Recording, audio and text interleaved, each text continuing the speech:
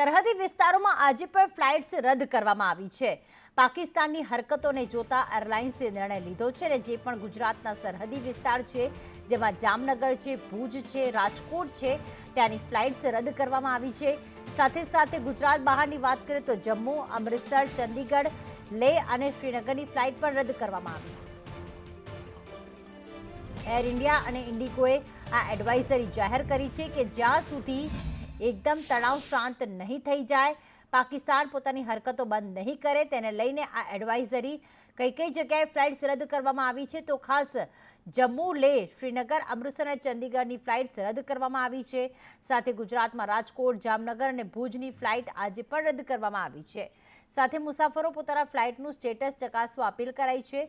રીબુકિંગ અને રિફંડ માટે એરલાઇન્સનો સંપર્ક કરી શકે છે આ તમામ મુસાફરો।